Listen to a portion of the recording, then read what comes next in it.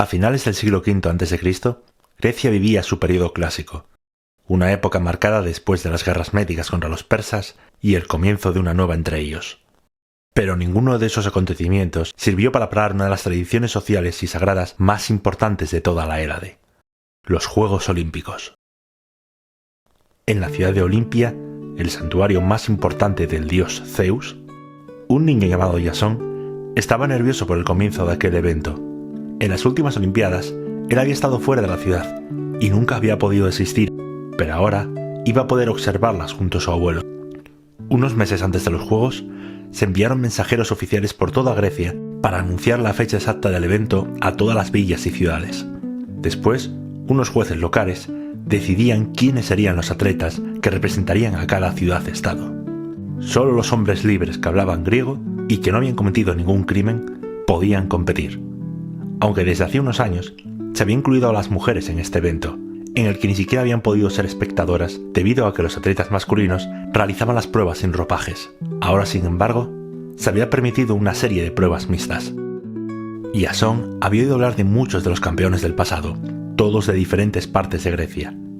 Pero su preferido, para gracia de su abuelo, era Heracles, campeón entre los semidioses e hijo de Zeus, al cual se enfrentó en ellos. O había sido su fundador. Su abuelo se reía de él mientras le recordaba la historia. Había muchos mitos sobre la creación de los juegos.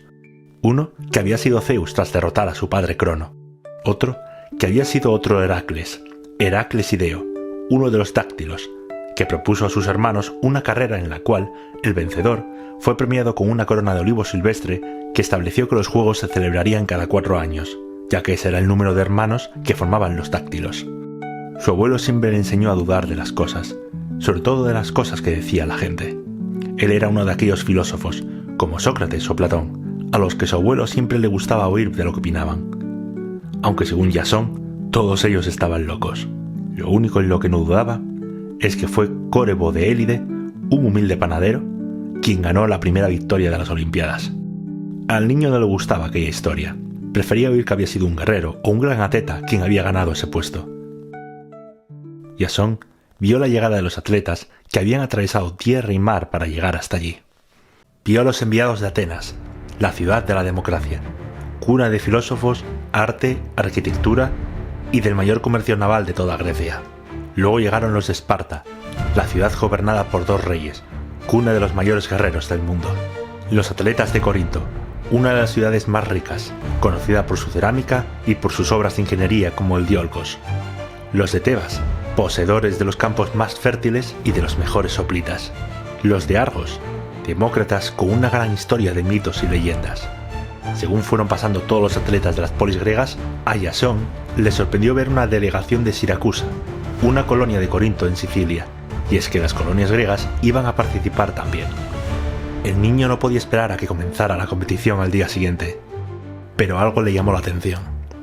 Los espartanos y los atenienses se miraban con odio, al igual que algunos de los atletas de otras ciudades. Los representantes de estas polis se reunieron para hablar, y Jasón sospechó que algo malo ocurría.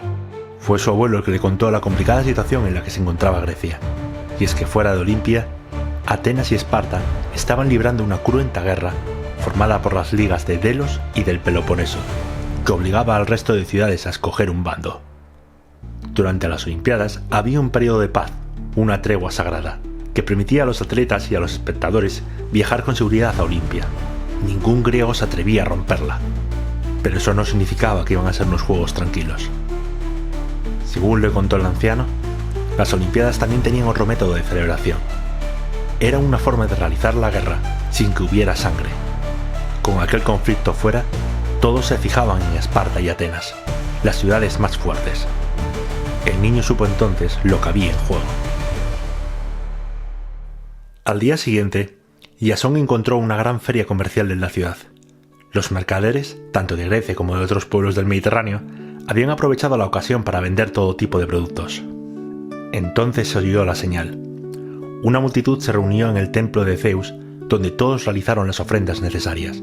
Era un momento importante, ya que todos deseaban la bendición del rey de los dioses para poder llevar la gloria a su pueblo. Una vez acabadas, comenzó la competición.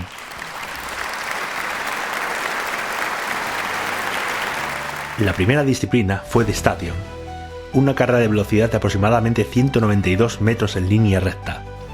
Fue ganada por Leónidas de Rodas, de la Liga de Delos. La segunda disciplina fue Pale, una prueba de lucha libre en un escenario llamado Escamma, cuyo objetivo era derribar al oponente 3 veces. El ganador fue Milo de Crotona, una ciudad colonia de la península itálica que era independiente al conflicto. La tercera fue de Pentatlón, que combinaba las 5 disciplinas de Station, Pale, salto de longitud, lanzamiento de jabalina y lanzamiento de disco. Fue ganada por Lampis de Esparta. La cuarta fue de Oplitódromo, una carrera a pie en que los atletas corrían equipados con casco, escudo y a veces grebas, simulando el equipo de un hoplita. El ganador fue Dandés de Argos, ciudad de la Liga del Peloponeso. Los espartanos alabaron su victoria, echándosela en cara a los atenienses.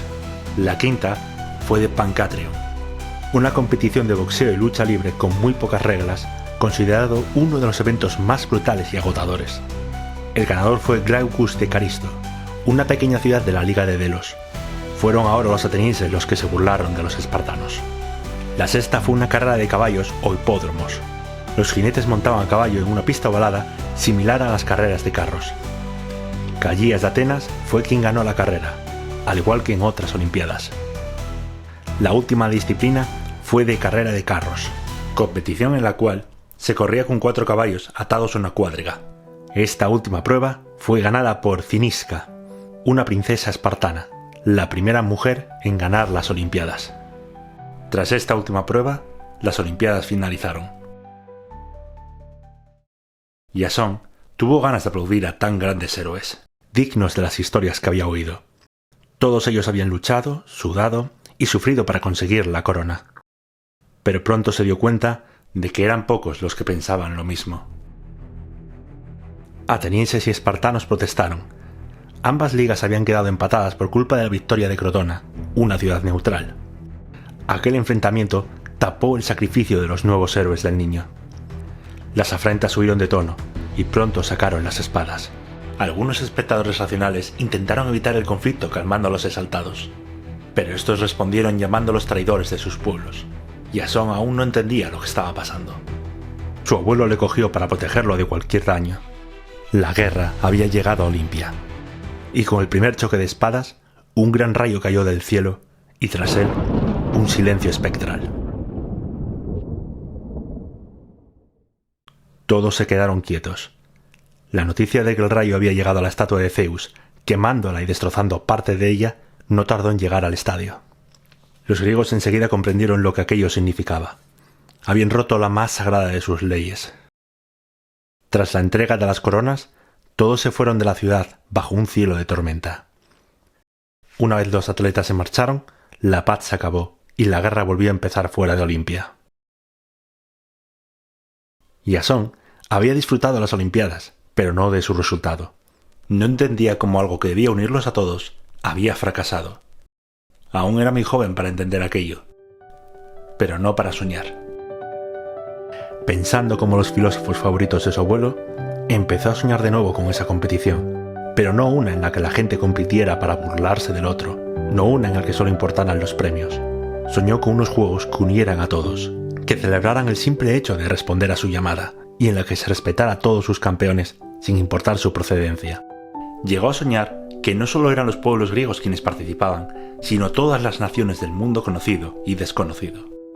Pero eso es solo el sueño de un niño.